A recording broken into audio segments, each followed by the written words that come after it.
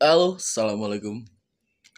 Selamat pagi menjelang siang dan kembali lagi di kontennya Kang Mus Channel.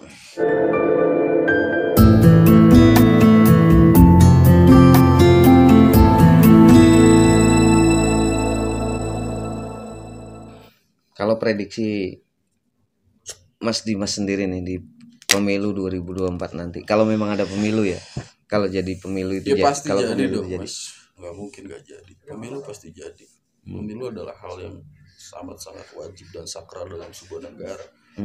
Tidak mungkin tidak pemilu tidak berjalan di sebuah negara gitu. Tapi kan ada isu amandemen segala macam, kalau itu gol, Ya tetap pemilu berjalan. Tidak ada yang bisa menghentikan pemilu. nah Gitu. ketika pemilu itu nanti benar-benar dilaksanain di 2024, pemenangnya akan PDIP lagi atau memang Golkar naik? Saya belum bisa memastikan hari ini. Ya memprediksi gitu loh, prediksi. Saya pikir tetap partai tua akan mendominasi jajaran tiga besar, kayak gitu. Dan kalau kita bagi misalnya papan atas itu 1 sampai 5, perubahan di peringkat 1, 2 dan 3 hanya akan diikuti oleh partai-partai itu saja gitu loh. Partai-partai besar itu. Contohnya? Ya let's say Golkar, PDIP, Gerindra, 4, 5 masih bisa kemungkinan berubah. Posisi 4 dan ke-5 maksudnya. Tapi Mas Dimas nyebut tadi belum bisa memastikan, tapi setelah saya tanya dengan spontan Om Dim menyebut Golkar duluan. Itu berarti tanda nggak? Bisa sangat mungkin. Sangat mungkin. Golkar. Dan Golkar tuh selalu bisa untuk jadi pemenang pemilu, tapi nggak jadi presiden. Oh gitu ya? Dari dulu begitu ya? Pernah kan ada di fase-fase seperti itu. Tapi zaman Soeharto presiden mulu. Nggak, kan itu Orde Baru. Saya tidak berbicara dengan alumni SMP Oh, atau MTS kan. Siap. Jadi 5 partai ya? Ya kalau 5 besar ya? Kita sebut dia sebagai partai papan atas ya. Ya. Golkar, Gerindra, PDIP. 4 dan 5 mungkin bisa berubah. Terus apa lagi? Ya, bisa jadi PKB. Kayak gitu. Ke-6 bisa jadi kemudian Nasdem atau apa gitu. Bisa jadi. Yang hari ini benar bekerja dengan baik ya. sesuai rilis yang Anda terima. Iya enggak juga, yang jelas kan usaha tidak akan mengkhianati hasil. Rilis. Saya udah nggak main rilis mas. Oh, udah enggak ya? Iya, saya udah lama banget nggak dapat rilis. Saya udah main paketan mentoring. Saya cuma feeding isu doang ke pimpinan-pimpinan. Lebih parah dong. Enggak, saya kan konsultasi kan jatuhnya. Kalau konsul gimana misalnya ketum minta Mas Dimas kira-kira isu apa yang lagi untuk 1 minggu ke depan panas gitu. Kayak gitu kan. Kayak gitu. Ya masa saya bilang ada deh, kan nggak mungkin dong. Lu bisa bayangin Erlangga gitu nelfon gua tiba-tiba gosip ada deh gitu kan, atau Caimin kayak gitu. Tapi saya jadi meragukan netralitasnya Om Dimas ini. Saya nggak netral mas, asli saya nggak netral gitu. Tapi berpihak ya. Saya menggaransi diri saya independen. Oh, independen. Iya. Saya tidak percaya. Karena dari semua partai yang kita omongin, Om Dim selalu mengarahkan nggak jauh-jauh dari Erlangga dan Golkar nih. Ada apa nih? Karena materi saya Golkar. Materi saya namanya Golkar. Gitu. Saya belum bikin materi buat PKB atau buat PSI atau buat PDIP gitu. Karena Om Dim nyinggung PKB barusan. Peluang duet antara Erlangga dengan Caimin gimana? Bicara peluang ya? Kita ngomong peluang antara Pak Erlangga dan Caimin. Kata yang pertama akan saya sebut adalah mungkin gitu. Dan kedua adalah kata waktu. Kenapa saya sebut kata waktu? Karena biasanya kan kalau kita belum nemu jawabannya, nanti biar waktu yang menjawab. Cerdas. Gitu. Kalau teman kita yang di Bekasi itu bilang selain menunggu waktu, ada kata kunci terakhir. Oh, Ferry LGP. Iya, cair. Enggak juga sih. Saya tidak percaya hal itu. Saya sangat meragukan intelektualitas orang itu sih. Kayak gitu. Karena otaknya liquid terus. Kayak gitu. Susah dia. Aduh, ampun. Semakin seru, semakin menarik. Kita seruput kopinya dulu. Semakin seru, semakin menarik. Kita seruput kopinya dulu. Mau disebut pantun susah gitu loh. Semakin seru, semakin menarik. Harusnya ujungnya udah makiik kan. Kita seruput kopinya dulu. Ini ujungnya gitu. Jauh ya. Tapi pemirsa, ini kan ada 2 botol nih minuman. Ini bukan endorse loh. Ini gratisan.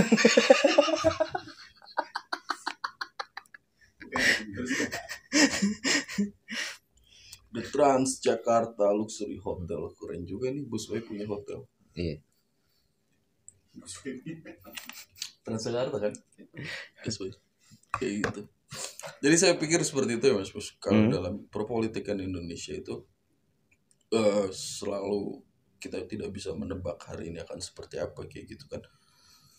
Dan kita nggak pernah tahu nanti pada saat 2023 menjelang 2024. ya capres dan cawapres siapa yang kemudian sudah mulai bener-bener di satu paketkan atau seperti apa gitu kan. Karena kan ya kalau sekarang bicara sekarang sih ya pasti ketua umum dari parpol karena pasti gini kita maju. 2024 saya belum dapat informasi update-nya. Apakah sistem pemilu dan pilpres akan disatukan kembali? Itu dia juga. Iya. Saya kan nggak paham gitu. Karena ini akan amat sangat berpengaruh. Dan kita kan baru pertama kali menguji coba menggabungkan dalam satu waktu antara pileg dan pilpres kayak gitu kan. Nah, apabila nanti 2024 sistem ini kemudian dipisah lagi, pileg berjalan lebih dulu, terus kemudian pilpres pasca pileg, tentu ini akan banyak merubah konstelasi dan sebagainya kayak gitu. Nah ini yang harusnya kemudian kita tunggu seperti apa di Komisi 2 RUU paket pemilu ya tentunya. Dan lagi-lagi di situ ada kader Golkar juga. Banyak Bang Doli. Kebetulan kebetulan ketua. Iya, saya pikir. Jadi memang cerah Golkar ya kayaknya. Kuning Mas. Kuning kan cerah, gitu. Menarik. Kuning cerah gitu. Kemarin saya juga baru tahu ada salah satu staf pimpinan DPR lah. Ya pas aku tanya gimana pas selama Ibu Puan menjabat ketua DPR ya.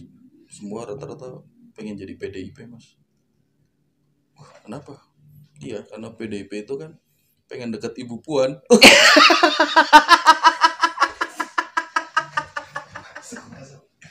Gitu. Kepakkan sayapmu. Saya nggak ngomong gitu ya. Ampun. Gitu. Lalu apabila kemudian kita ngomong PDIP, pasca nanti Megawati selesai memimpin PDIP, siapa nanti akan menjadi calon pengganti? Pasti nggak jauh-jauh dari anaknya kan? Iya, makanya betul PDIP itu adalah partai didikan ibunya Puan.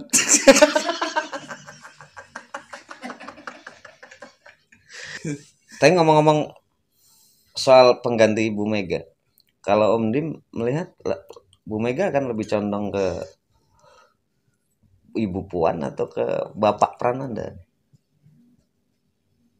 Saya mohon izin untuk pertanyaan ini, walaupun saya mendapat informasi dari elit-elit sekitar skip dulu Banteng, gitu. Saya tidak diperkenankan untuk berbicara hal itu sedikit. Oh gitu. Gitu. Atau mau sholat istikharah dulu? Enggak. Saya hanya untuk menghargai informasi saya yang dapat. Oh siap. Kalau mau nanti japri. Nggak aja. Berani intinya ya. Intinya nggak berani. Kalau saya menebak nggak mungkin Pak Jokowi ataupun Pak Ganjar itu aja sih. Saya tidak berbicara untuk isu itu. Oke. Tapi ada satu partai. Apalagi terakhir nih? Ya, partai apa lagi nih?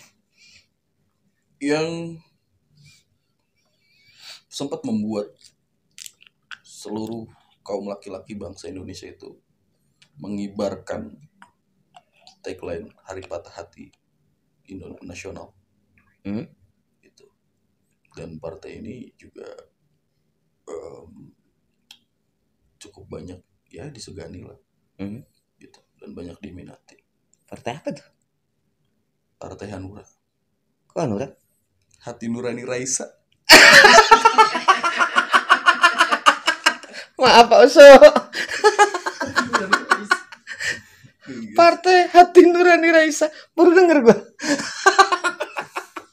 Dulu pas Wiranto itu ada salah satu joke-nya yang cukup terkenal di internal Hanura. Hanura itu bukan partai Hati Nurani Rakyat, tapi Hati Nurani Tentara. Bener loh. Zaman Wiranto. Zaman Pak Wiranto, karena Pak Wiranto kan dari tentara biasanya. Iya. Gitu. Zaman Pak Oso Raisa. Karena Raisa lagi rame waktu itu. Gitu. Tapi gue kangen emang ngobrol sama Pak Oso itu. Kangen banget. Ya berapa tahun berarti kan kita udah gak ketemu. Ya udah ada 3 tahunan lah. Ya mudah-mudahan beliau tetap sehat ya. Dan Hanura bisa lolos. Saya pengen melihat. Saya kangen ke Pontianak.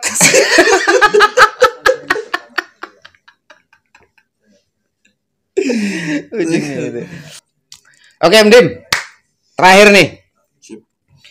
Yang terakhir tadi Golkar udah dibahas, Gelora udah dibahas, terus PKB udah dibahas, Hanura udah dibahas, Nasdem juga udah dikit-dikit. Ada yang menarik yang ditinggalin sama beliau nih. Padahal beliau informasinya lebih banyak. Demokrat. Iya. Ini kayaknya ribut sama Pak Muldoko ini nggak kelar-kelar gitu Om Dim. Menurut Om Dim ada apa sih sebenarnya? Karena Demokrat itu adalah partai yang melankolis. Partai yang musisi kalau ngomong begini selalu dekat dengan tangis. Itu Demokrat. Kenapa saya bilang partai ini selalu dekat dengan tangis? Melankolis dan tangis karena Demokrat juga sering disebut sebagai Demokrat.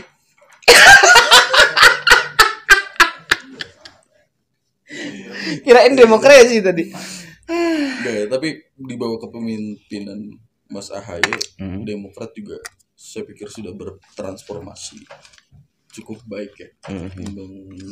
Hampir semua saya lihat di kepengurusannya adalah energi muda semua gitu. Terus kemudian diisi oleh orang-orang yang sudah tidak perlu diragukan intelektualitasnya gitu. Saya pikir Demokrat akan membuat kejutan di tahun-tahun ke depan. Ya tapi kan masalahnya ini dengan kubu Pak Muldoko ini loh Mas Dim. Tapi saya ngomong Demokrat tuh pada ketawa itu. Kenapa sih? Ya karena orang pada tahu lah, udah tahu. Om Dim dengan Demokrat itu kan ya ada hubungan khusus yang kita semua sudah tahu lah gitu ya. Gitu ya. Kita sebagai teman kan ya masuk lah mendukung. Jadi kalau saya bagusin Demokrat tendensius kayaknya. Gak. As a journalist, I will be independent. Siap. Kayak gitu. But as a consultant politik, saya sih percaya. Kayak gitu. Saya sih yes. Tergantung klien. Ujungnya tergantung klien. As a konsultan politik, kayak gitu. Ya. Tadi Mas Dimas belum menjawab dengan polemik dengan kubu Muldoko segala macam. Sengaja diciptain atau gimana sih sebenarnya? Berbicara konflik AHY versus Muldoko, saya pikir saya melihatnya dari kacamata bahwa ini cukup menguntungkan untuk kubu AHY. Karena ketika dia di-challenge dengan konflik hari ini gitu, AHY kemudian dipaksa ditarik untuk keluar dari zona nyaman dia untuk mencoba menyelesaikan persoalan ini. Otomatis hal yang pertama dia lakukan adalah konsolidasi kan.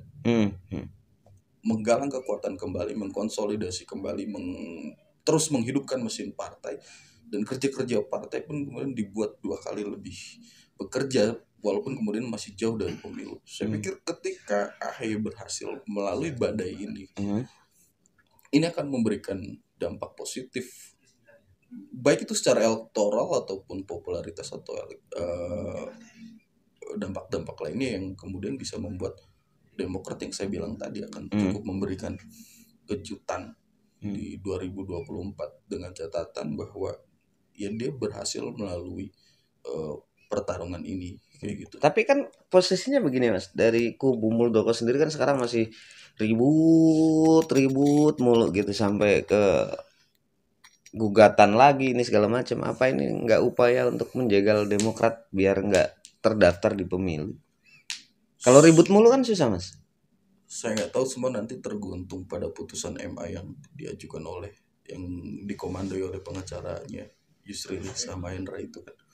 Nanti seperti apa hasilnya, apakah kemudian gugatan itu akan diterima atau tidak, terus kemudian putusannya seperti apa, yaitu yang akan kemudian cukup sedikit banyak akan mengubah arah Partai Demokrat di bawah kepemimpinan AHY. Tapi yang jelas dengan adanya konflik ini, saya pikir teman-teman wartawan juga diuntungkan kan. Jujur aja ya. Dalam konteks pemberitaan kan artinya ada konten. Ya diuntungkan, itu pasti ya. Dan Demokrat pun tentu diuntungkan karena exposure-nya dia cukup mendapat pemberitaan karena ada konflik ini. Saya pikir itu. Daripada partai yang diem-diem aja, nggak ada konflik, nggak ada apa, atau nggak lolos juga. Saya pikir kan itu. Saya melihatnya dari kacamata itu sih. Gitu. Soal nanti seberapa lama pertarungan ini, seberapa berdarah-darahnya hal ini, ya saya pikir ya ini adalah ujian bagi AHY gitu. Dan kesimpulannya dari semua yang kita obrolin, apa yang tadi kita bicarakan itu adalah 99% komedi. Jangan dianggap serius saudara-saudaraku. Kayak gitu. Bahwa ketika hal ini terus ada yang nonton bahwa benar juga ya, ya, itu tidak diragukan gitu. Tapi bahwa saya mendisclaimer ini sebagai sebuah joke, hal yang sifatnya joke, agar terlindung dari undang-undang ITE gitu. Semoga tidak ada yang tersinggung. Saya pikir juga abang kita di parpol atau di elit politik menerimalah jok-jok seperti ini. Mudah-mudahan. Saya tuh sering takut loh kalau ngejok kayak gitu. Ya mudah-mudahan gitu kan ya. Aduh, jangan bos. Oke, jangan kalau bos. gitu. BTN saya masih lama bos. Kayak gitu. Curhat. Anak saya buat ketum-ketum parpol ya itu. Yang terakhir itu. Kayak gitu. Sentilan itu. Iya, ujungnya menyedihkan itu. Oke pemirsa Kang Mus Channel, sampai di sini dulu perjumpaan kita, ngobrol-ngobrol kita dengan Om Dimas, salah satu redaktur yang paling keren lah di zamannya. Zaman Demokrat keren dia. Pokoknya sangat menguntungkan bagi kita konten-kontennya ya. Saya berteman dengan semua parpol yang mau berteman dengan saya. Kode. Oke, sampai jumpa. Assalamualaikum warahmatullahi wabarakatuh.